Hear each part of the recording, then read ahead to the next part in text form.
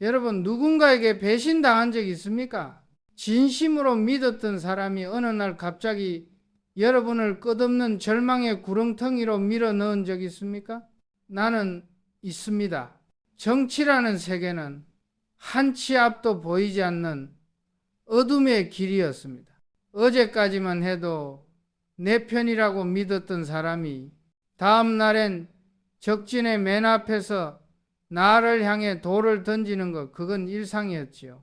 나는 늘 사람을 믿고 정을 소중히 여겼습니다. 하지만 그 믿음이 무너졌을 때의 그 쓰라린 고통, 지금도 잊을 수 없습니다.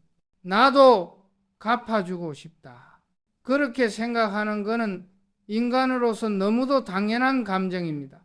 여러분만 그런 게 아닙니다. 부당한 일을 당하면 누구라도 그런 생각이 들지요. 하지만 많은 사람들이 그 지점에서 실수를 합니다. 분노에 휩싸여 상대를 공격하려 하고 결국 상대의 판 위에서 진흙탕 싸움을 시작해버립니다. 그러나 나는 어느 날 깨달았습니다. 그렇게 한다고 해서 마음이 편해지는 게 아니란 걸, 오히려 더 허무해질 뿐이라는 걸요. 진짜 가치란 그런 낮은 곳에 있지 않습니다. 그럼 어떻게 해야 할까? 나를 상처 입힌 그 사람에게 진짜로 이길 수 있는 방법은 무엇일까? 오늘 나는 여러분께 내가 인생 속에서 찾아낸 가장 깊고 가장 통하는 진짜 복수의 5가지 원칙을 전하려 합니다. 이건 단순한 대갚음이 아닙니다. 당신의 인생을 누구에게도 빼앗기지 않기 위한 싸움의 방식입니다. 첫 번째, 당신을 상처 입힌 사람에게 쓸 수 있는 가장 강력한 첫 번째 복수의 한 수, 그건 바로 완전히 반응을 끊는 것입니다. 소리치지도 말고 울지도 말고 그저 조용히 그 사람의 존재를 당신의 세계에서 지워버리십시오. 왜 이것이 가장 강력할까요? 상대는 당신이 괴로워하고 분노하는 모습을 보며 쾌감을 느낍니다. 아직도 저 사람은 내 말과 행동에 휘둘리고 있군. 그렇게 생각하면서 스스로의 우월감을 확인하는 거죠. 당신이 감정적으로 반응하는 순간, 그건 상대의 자존심을 만족시키는 최고의 먹잇감이 됩니다. 그러니 그 먹이를 아예 주지 마세요. 분노도 슬픔도 보이지 말고 길가의 돌멩이를 보듯 무심하게 아무런 관심도 두지 마십시오. 이보다 상대의 자존심을 더 깊게 상처 입히는 방법은 없습니다. 내가 아직 젊고 파벌도 작았을 때 일이 하나 있었네. 어떤 거물급 정치인이 내게 끊임없이 흠집을 내며 날 깎아내리려 했지. 촌놈 출세꾼이라며 대중 앞에서 조롱하고 내가 감정적으로 반박하기만을 기다리고 있었어. 하지만 나는 전혀 그 유혹에 응하지 않았다. 그의 공격이 쏟아져도 나는 담담히 웃으며 묻곤 했지. 누구 얘기하시는 겁니까? 하고 그의 비난이 마치 존재하지 않는 것처럼 나는 오로지 내 정책과 일에만 몰두했다. 반응이 없자 상대는 점점 더 과격한 말로 나를 모욕했지만은 사람들은 서서히 그가 일방적으로 떠들어대기만 하는 사람이라는 걸 알아차리기 시작했다. 결국 그는 누구에게도 상대받지 못하게 되었고 영향력을 잃었다. 나는 주먹이 아니라 침묵으로 승리한 것이었다. 여러분도 해보라. 그 사람을 보지 마라.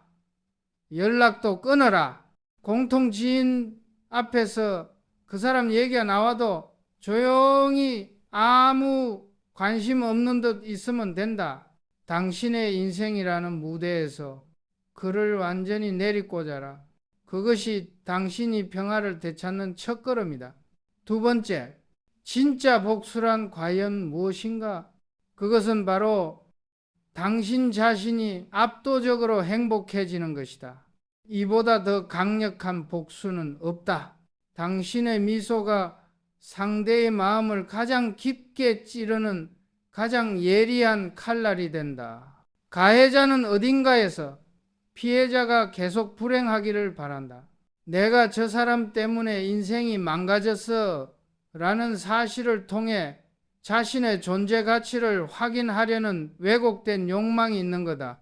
그러니 당신이 일어나 더 빛나게 사는 모습을 보여줘라. 그렇게 해서 상대가 품고 있던 우월감과 자기 위안의 근거를 산산조각 내버려라.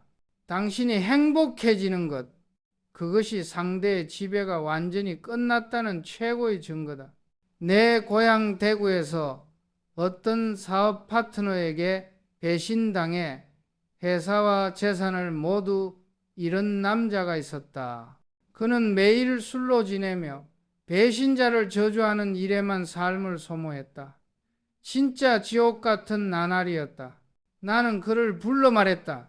그 저주하는 시간과 열정이 있다면 작은 것부터 다시 사업을 시작해보라. 네가 떳떳하게 일어서서 가족과 웃으며 사는 모습, 그게 가장 큰 복수 아니겠느냐. 그는 눈물을 흘리며 고개를 끄덕였고 이를 악물고 다시 일어섰다. 몇 년 뒤 그는 전보다 더 견고하고 큰 사업을 일궈냈고 멋진 집에서 가족과 행복하게 살고 있었다. 길에서 우연히 마주쳤을 때 그가 환한 얼굴로 말했다. 사장님, 그 사람 얼굴도 이제 떠오르지 않습니다. 이게 무슨 의미인지 알겠나? 이것이야말로 진짜 승리다. 누군가를 향한 복수심으로 시작했더라도 결국 그것은 자신의 인생을 되찾기 위한 동력으로 바뀌게 된다. 오늘부터 한 가지 진심으로 즐길 수 있는 일을 시작해보라. 그것이 네 삶을 회복시키고 결과적으로 최고의 복수가 될 것이다. 세 번째, 절대 상대판 위로 올라가 싸우지 마라. 맞았으니 때려준다. 그건 애들의 싸움이다. 그렇게 해봤자 너의 시간과 마음만 달아 없어질 뿐 얻는 건 아무것도 없다. 생각해보라. 복수를 계획하며 머릿속을 그 사람으로 가득 채우는 동안 그건 곧 너의 소중한 인생의 시간을 그 하찮은 사람에게 바치고 있는 것이다. 상대는 단지 너를 자기 수준으로 끌어내려 진흙탕으로 끌어들이려는 것뿐이다. 그 도발에 넘어가는 순간 이미 네 패배는 결정된 것이다. 순간의 만족을 얻는 대신 너는 더 중요한 것을 잃게 된다. 내가 젊어 현장에서 일하던 시절 괴롭히던 동료가 하나 있었다. 내 공구를 숨기고 일부러 잘못된 지시를 내리고 온갖 못된 짓을 일삼았지. 화를 참다 못해 한 대 때리고 싶은 마음이 수차례 들었다. 하지만 나는 꾹 참았다. 그 사람과 싸울 시간에 나는 그 시간으로 더 많은 기술과 경험을 훔치기로 결심했다. 남들보다 먼저 출근해 준비를 철저히 했고 상사의 일을 눈여겨보며 배웠다. 내 일하는 모습을 사람들은 곧 인정했고 중요한 일을 맡기기 시작했다. 반면 그 남자는 결국 계속해서 남의 발을 잡는 일만 하다 현장에서 사라졌다. 나는 주먹이 아니라 결과로 그 사람의 존재 가치를 무너뜨렸다. 분노의 에너지는 쓰임새에 따라 약이 될 수도 독이 될 수도 있다.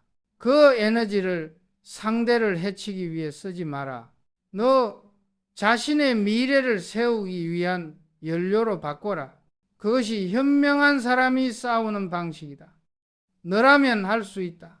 네 번째, 마음에 새겨두어라. 억지로 용서할 필요는 없다.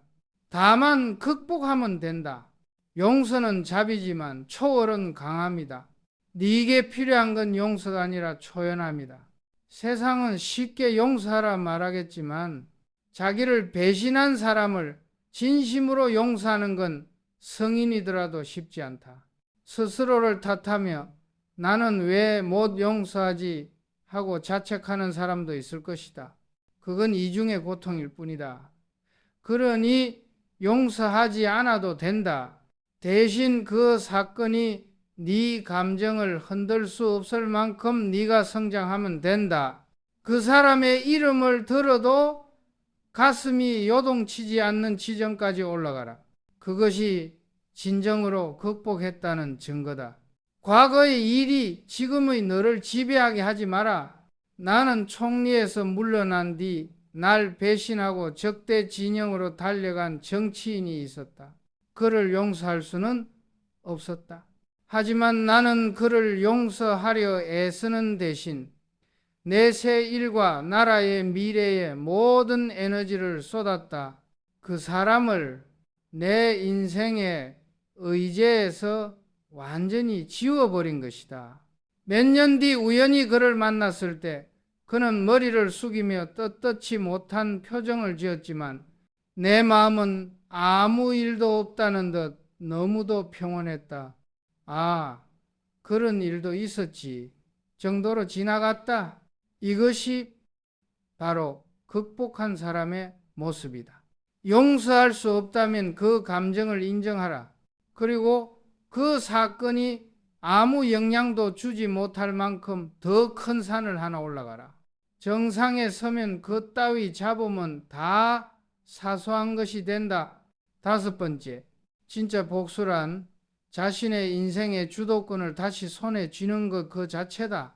이것이 모든 싸움의 궁극적 목표다. 앞서 말한 4가지 모든 원칙은 바로 이를 위해 존재한다. 상대를 무시하라.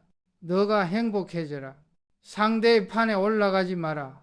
용서 대신 극복하라.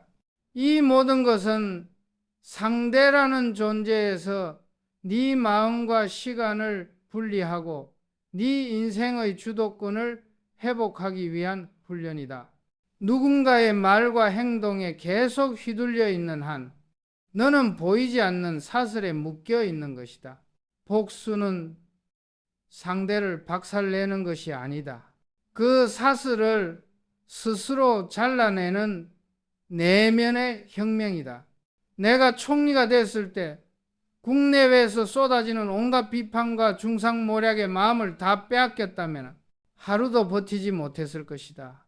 그래서 나는 결심했다. 다른 사람들이 나를 어떻게 평가하든 내가 이 나라를 위해 무엇을 하느냐가 중요하다. 비판은 정보로 듣되 최종적으로 무엇을 판단하고 어떻게 행동할지는 모두 내 손으로 결정했다. 타인의 평가라는 이름의 지배에서 나를 해방시킨 것이다.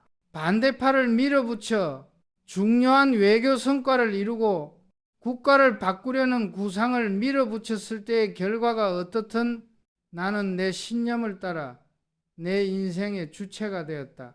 누군가의 휘둘림에 따라 사는 인생 같은 건 차라리 죽은 것이나 마찬가지다. 오늘 이 순간부터 약속해라. 내 인생은 내가 결정한다. 너를 상처 입힌 사람 때문에 앞으로의 미래가 망가질 필요는 없다. 네 감정, 네 시간, 네 선택, 그 모든 것을 다시 네 손에 되찾아라. 그것이 가장 조용하지만은 가장 강하고 가장 위대한 복수다. 진짜 복수는 무엇이었는가? 상대를 파괴하는 것이 아니라 너 자신을 재생시키는 것이었다. 이것이 모든 근본 원칙이다. 오해하지 마라. 분노와 증오를 억지로 없앨 필요는 없다.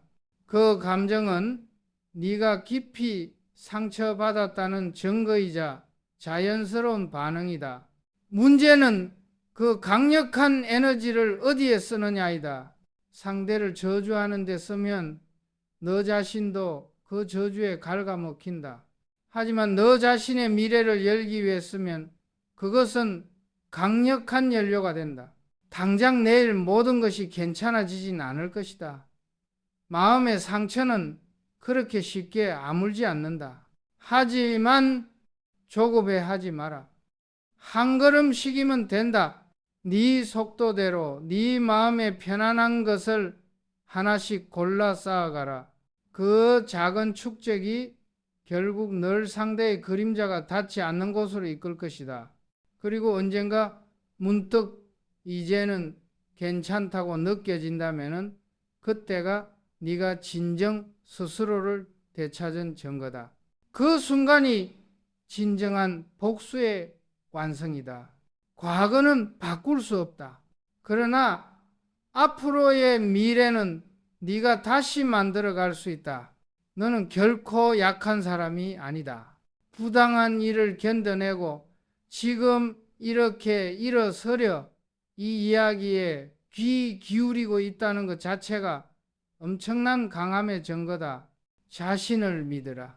나는 너희가 스스로의 손으로 찬란한 미래를 움켜쥘 수 있다고 진심으로 믿는다.